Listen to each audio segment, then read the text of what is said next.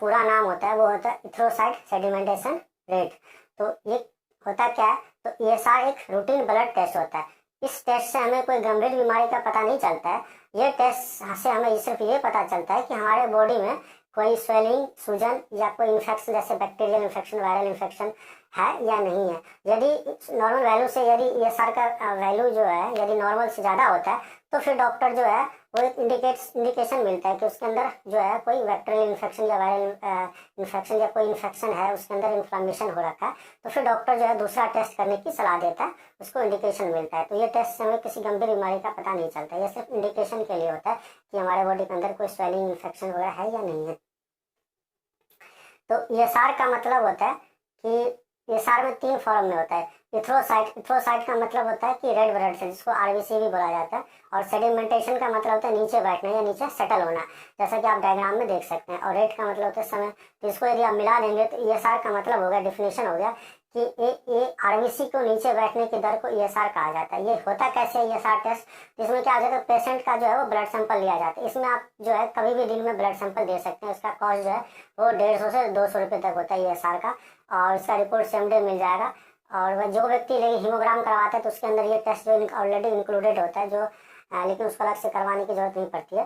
तो इसमें क्या होता है कि पेशेंट का ब्लड सैंपल लिया जाता है और ब्लड सैंपल लेके फिर उस ब्लड को जो है वो एक लंबी पतली जो वर्टिकल ट्यूब होता है, जैसे डायग्राम में देख रहे हैं, उसमें डाला जाता है ब्लड को।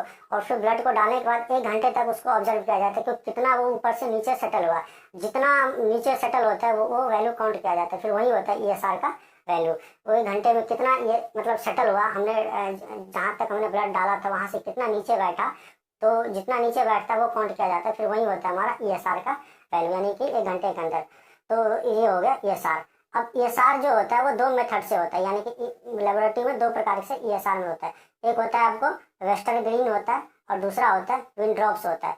तो ज़्यादातर लेबोरेटरी में जो है वो वेस्टर्न ग्रीन मेथड ही किया जाता है, क्योंकि इसका रिपोर्ट अच्छा होता है। और अलग अलग लेबोरेटरी में अलग अलग मेथड से किया जाता है और इसका वैल्यू भी, नॉर्मल वैल्यू भी अलग अलग होता है। लेकिन वेस्टर्न ग्रीन का जो है वो ज़्यादातर लेबोरेटरी में किया जाता है। अब ESR का नॉर्मल वैल्यू कितना है? तो जो मेल होता है जिसका उम्र 50 साल से नीचे है, यानी कि 50 साल से नीचे वाले जो जेंट्स होगा उसमें 0 से 15 mm पर आवर्स होता है। और जो 50 साल से नीचे जो लेडीज होगी उसमें 0 से 20 mm पर आवर्स होना चाहिए। और जो 50 साल से ऊपर मेल होता है उसमें 0 से 20 mm पर आवर्स होना चाहिए।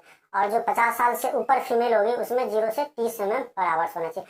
यानी कि मेल के बजाय फीमेल में जो ESR का जो नॉर्मल वैल्यू होता है थोड़ा ज़्यादा होता है। और जो बच्चा होता है, जो चाइल्ड होता है 15 साल से नीचे या न्यू बॉर्न बेबी, उसमें जो ESR का वैल्यू कम होता है, यानी कि 0 से 10 या 0 से 5 तक भी हो सकता है।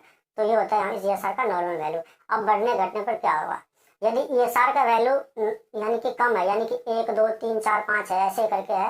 वैसे तो 0 भी नॉर्मल वैल्यू, लेकिन यदि फिर भी यदि 1, 2, 3, 4, 5 है ESR किसी का, तो इसका मतलब हो गया कि उसको इंडिकेशन मिलता है कि उसको सिकल सेल एनीमिया या ल्यूकेमिया, या किसी को TLC काउंट हाई हो जाता है, उस केस में भी है जो लो ESR का वैल्यू आ जाता है। अब ESR का वैल्यू यदि नॉर्मल से थोड़ा ज़्यादा है, नॉर्मल से थोड़ा यानी कि मिड में है, नॉर्मल से थोड़ा ज़्यादा है, तो इसको जो है जैसे कि प्रेगनेंसी की या कोई प्रेग्नेंट लेडी है तो उस केस में जो है ESR का वैल्यू बढ़ जाता है। या कोई कॉन्ट्रासेप्टिव पिल्स लेते हैं तो उस केस में भी जो है ESR का वैल्यू हाई हो जाता है। और जो माइक्रोसाइटिक एनीमिया होता है उस केस में भी जो है हो जाता है। जैसे थायराइड के केस में ESR बढ़ जाता है, किडनी डिजीज, वायरल या बैक्टीरियल इन्फेक्शन हो जाता है किसी को तो ESR बढ़ जाता है।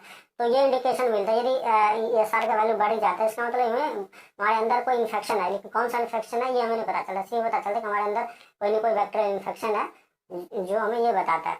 और यदि बहुत ज़्यादा बढ़ गया है ESR का वैल्यू तो इसमें होता है रोमेटॉइड आर्थराइटिस हो गया, जैसे कि ट्यूबरकुलोसिस हो गया, जैसे निमोनिया, लंपस हो गया, ब्लड कैंसर हो गया, मल्टीपल माइलोमा कैंसर। तो इन सब केसों में एक्सट्रीमली हाई हो जाता है ESR काउंट। तो ये है हमारे ESR के बारे में।